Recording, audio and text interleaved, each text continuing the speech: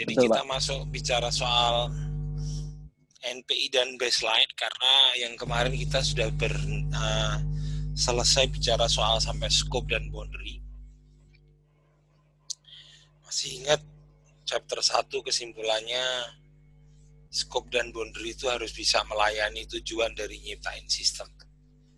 Jadi kenapa kita menerapkan 50.001? Ya di situ scope dan boundary-nya harusnya dituju. Dan ingat bahwa scope dan boundary itu wewenang dan tanggung jawabnya top management. Sekarang kita masuk topik kedua, bicara soal performance indikator. Baru kemudian nanti yang 22 Mei insya Allah bicara soal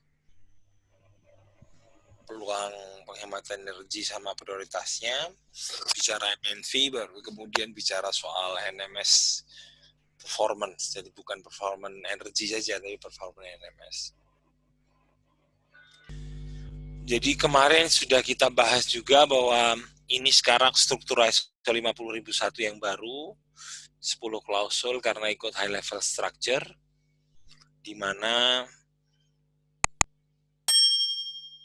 yang akan kita bahas bicara soal energy baseline dan performance indicator itu ada di nomor 6, planning.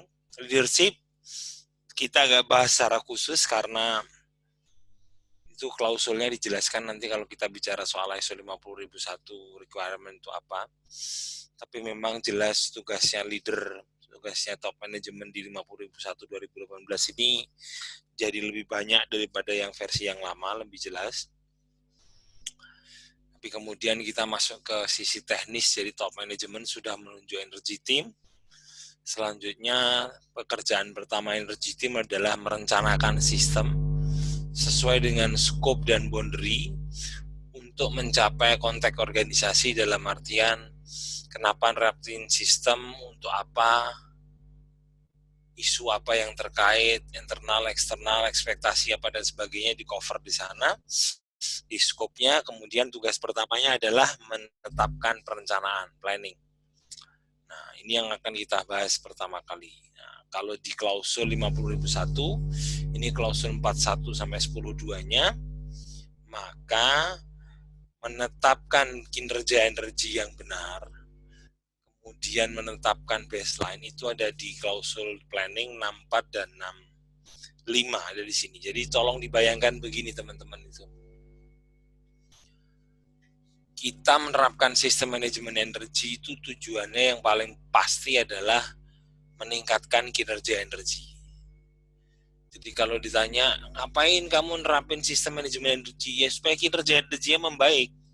Kinerja energi itu apa? Ukurnya bagaimana? Kinerja energi itu apa? Indikatornya apa? Pertanyaan gitu kan. Jadi bagaimana kita tahu bahwa kinerja energi itu membaik atau tidak? Nah, kalau di ISO 50001, definisi kinerja energi itu jelas. Definisinya adalah nilai yang membandingkan antara angka aktual dari INPI, indikator kinerja energi yang dipilih, angka aktualnya berapa, dibandingkan dengan angka energi baseline. Itu definisinya dari kinerja energi. Artinya begini, kalau perilaku saya menggunakan energi di tahun 2018 adalah seperti ini, untuk menghasilkan output produk seperti ini, untuk menghasilkan kegiatan seperti ini, selama 2018 konsumsi energi saya normalnya adalah sekian, 10 taruhlah misal begitu. Maka yang disebut kinerja energi adalah berapa angka itu sekarang 2019 pada kondisi normal yang sama,